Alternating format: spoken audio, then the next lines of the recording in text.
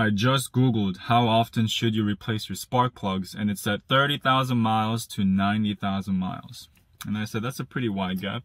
But because my car has about 190,000 miles right now, approaching 200,000 miles, and about to hit 1 million miles, yes sir, and get that free BMW. But I'm going to replace all of my ignition coils as well, along with my diesel valve and air filter intake, just because. So let's get right to it.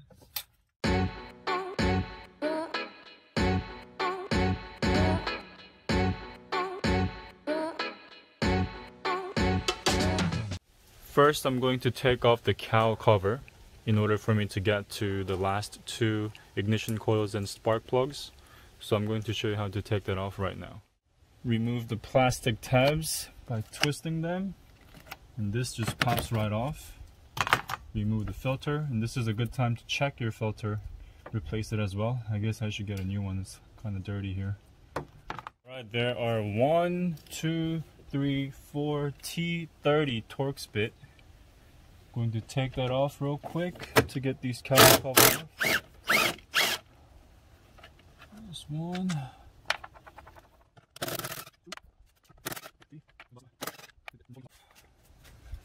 I guess you have to remove this wire here. Alright. Get these wires out of the way. And this cover just pops off. And you can access the ignition coils. Now I'm going to remove T10 millimeters right here to take off the ignition coils.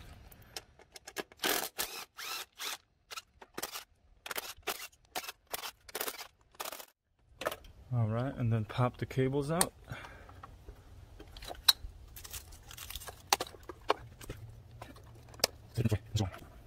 Should have been easier. Okay, so pop. Pop. Pop, pop, pop. Alright. Now I'm going to loosen up all the spark plugs.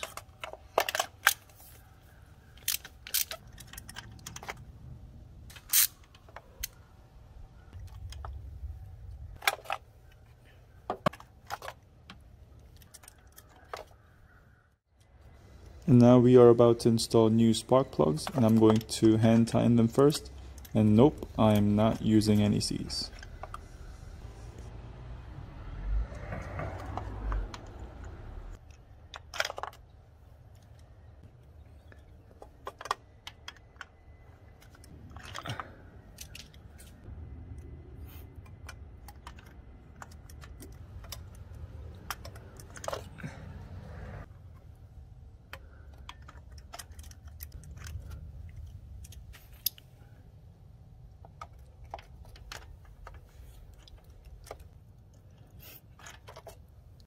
Alright, now that everything is hand tightened, I'm going to torque everything to spec, and this is going to be 22 foot-pounds.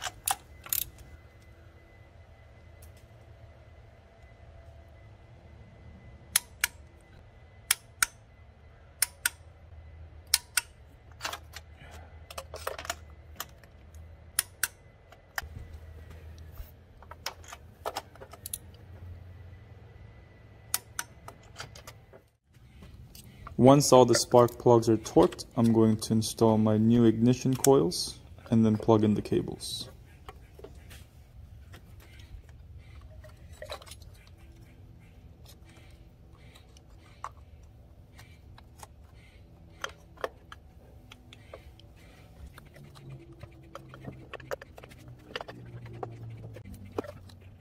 And now I'm going to put the screws in, and these screws are torqued down to 12 foot-pounds.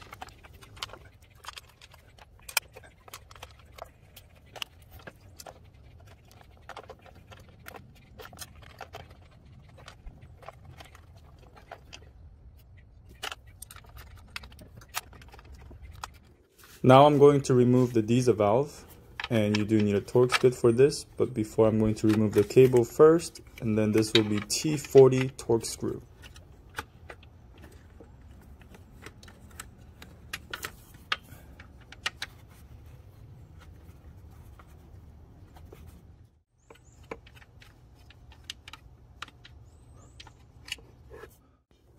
And then the bottom screw, same thing, T40 torque screw.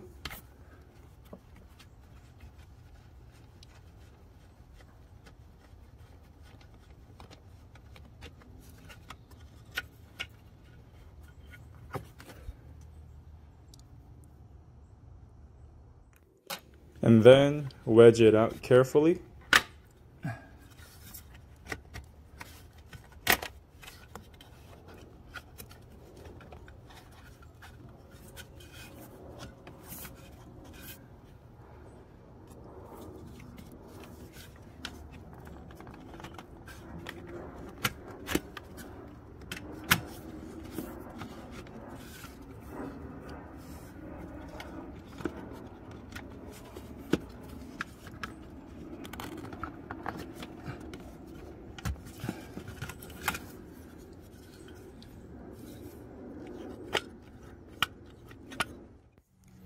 Wedge in the new one and then screw it back on.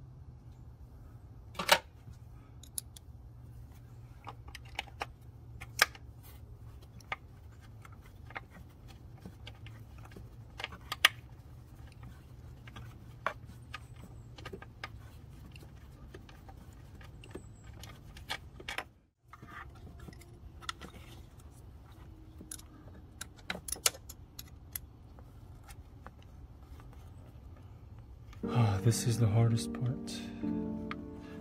The reason why I'm saying this is because I actually dropped the screw before and lost it, and I had to purchase a new one. So be very careful when you're inserting this screw.